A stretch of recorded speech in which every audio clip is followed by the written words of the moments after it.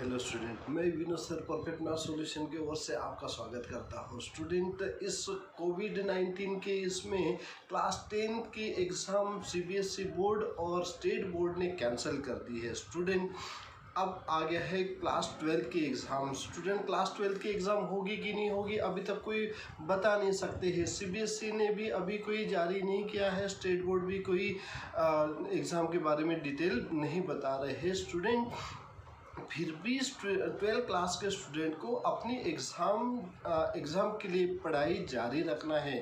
Okay student, class 12 की exam तो होगी, बस थोड़ी देर से होगी, लेट होगी, बट होगी ज़रूर। इस एग्ज़ाम में हम कैसे अच्छे मार्क्स से पास हो सकते हैं, इसके लिए मैं आपके सामने कुछ टिप्स लाए हूँ। इस टिप्स को आपको समझना है, देखना है और इसका यूज़ करके हुए आपको 100% मार्क्स आपके एग्ज़ाम में लाना है। जो टिप्स मैं इस वीडियो के माध्यम से आपके पास पहुंचाना चाहता हूं, उस सभी टिप्स को आप पूरा देखें, समझें और इसको फॉलो करें। Tips number 1, revision. स्टूडेंट, क्या होता है कि स्टूडेंट पढ़ता तो है, जितना पढ़ना महत्वपूर्ण है उतना ही उसे याद रखना सबसे ज़्यादा इम्पोर्टेंट है। स्टूडेंट, आप पढ़ते जाओगे और आपके दिमाग में रहेगा नहीं तो आप एग्ज़ाम में क्या लिखोगे। इसके लिए स्टूडेंट हमारे पास हमेशा आते हैं कि स्टूडेंट मैं बहुत पढ़ता हूँ, बहुत याद करता हूँ, पर मुझे याद ही नहीं रहता है। स्टूडेंट, इसके लिए क्या करना है, जैसे आपके घर पे मिरर रहता है, मिरर के सामने खड़े होके आप अपने आप को सुनाओ। मतलब क्या होगा, आपको एक बार तो याद करोगे, दोबारा अपने आप को सुनाओगे, मतलब 2 बार हो गया। वही आप सुनोगे, मतलब एक ही जो भी आपने लर्न किया है उसको 3 बार सुनोगे। इसकी वजह से मुझे नहीं लगता कि ये सब आप भूलोगे। ओके, तो ऐसे ही कुछ टिप्स का आप यूज़ करोगे। और क्या होता है, इस रिवीजन करने से क्या होता है स्टूडेंट, आपका कॉन्फिडेंस बढ़ता है। जब तक आप में वो कॉन्फिडेंस नहीं आएगा, आप एग्ज़ाम में नहीं लिख पाओगे। स्टूडेंट, तो जितना महत्वपूर्ण पढ़ाई है उतने ही उससे अधिक महत्वपूर्ण उसका रिवीजन करना है। स्टूडेंट, पॉइंट नंबर 2, कठिन विषयों पे अधिक ध्यान देना है। जो सब्जेक्ट आपको कठिन लगता है स्टूडेंट, उस पर थोड़ा ज़्यादा समय दो। जो टॉपिक आपको हार्ड लग रहा है उसको एक बार रिवाइज करो, उसको लिख कर देखो, उसको आप दूसरों को सुनाओ। अपने घर में छोटे भाई है, बहन है या बड़े हैं तो उनको सुनाओ। उससे क्या होता है कि आपका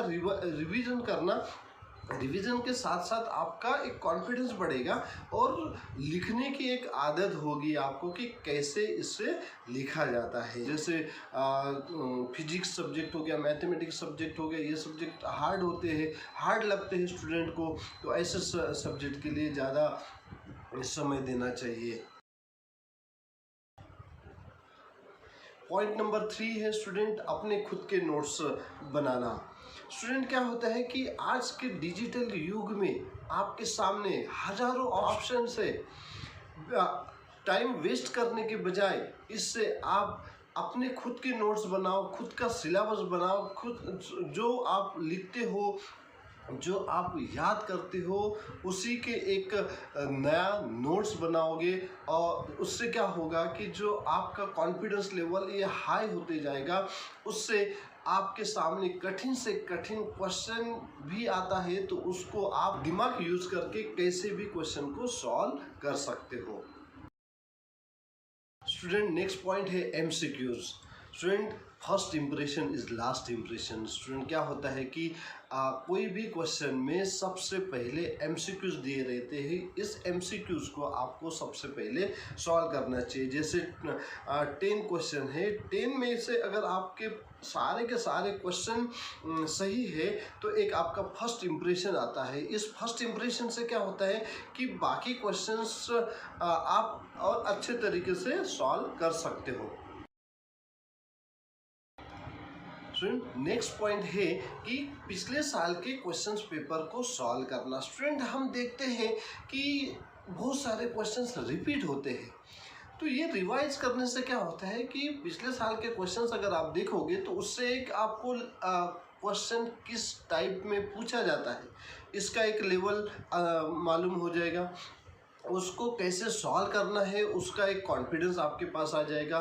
तो इससे एक आपको पास होने का एक तरीका मिल जाता है कि क्वेश्चन किस प्रकार, अगर देखो आपने अगर मान लो कि पिछले साल का क्वेश्चन पेपर लिया और उस क्वेश्चन पेपर को देखते हुए अगर आपकी पढ़ाई अगर अच्छी है तो आपको ऐसा लगेगा यार ये क्वेश्चन मैं भी सॉल्व कर सकता हूँ। एक दूसरा क्वेश्चन मुझे नहीं आ रहा तो मैंने क्या करना चाहिए, मैंने टीचर्स के हेल्प लेना चाहिए, टीचर्स से उसका आंसर फाइंड करना चाहिए और उसको कैसे सॉल्व करना चाहिए उसका नॉलेज आपको लेना जरूरी होगा। स्टूडेंट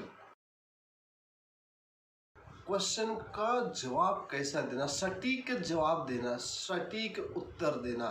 स्टूडेंट सिर्फ क्वेश्चन का आंसर लिखना ही जरूरी नहीं है, उसको कैसे उसका आंसर एक पॉइंट वाइज होना चाहिए, एक मुद्देसूद होना चाहिए और आपके आंसर भले ही शॉर्ट हो पर उसमें पूरा आंसर होना चाहिए कि सामने कोई भी टीचर अगर उसको चेक करता है तो स्टूडेंट का कॉन्फिडेंस लेवल उस आंसर से शो होता है। नहीं तो एक क्वेश्चन 2 मार्क्स के लिए पूछा है और उसको अपने 3-4 पेज भी भर दिया और उसका आंसर क्वेश्चन को समझ के क्वेश्चन के रिलेटेड अगर आपने आंसर दिया तो आपको पूरे मार्क्स मिल सकते हैं। नेक्स्ट पॉइंट है टेंशन। स्टूडेंट जैसे जैसे एग्ज़ाम पास में आता है स्टूडेंट को एक टेंशन होता है कि क्या होगा, मैंने जितनी साल भर में पढ़ाई की है इसका 3 घंटे में आपको याद आएगा कि नहीं आएगा। देखो आप 12th क्लास के एग्ज़ाम बोर्ड देने के लिए कितने साल पढ़ाई की, वो सारे एग्ज़ाम दे के पास हो गए। तो ये इसके लिए आपके पास एक कॉन्फिडेंस होना चाहिए, नॉलेज होना चाहिए, सब्जेक्ट नॉलेज होना चाहिए। उनको ऐसा लगता है कि मैं पास हो पाऊँगा कि नहीं, बट आपको टेंशन करने की ज़रूरत नहीं है।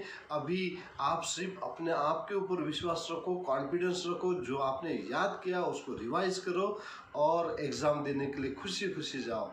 मैं चाहता हूँ कि आपको इस कोविड-19 के सत्र में भी आपको सफलता मिले।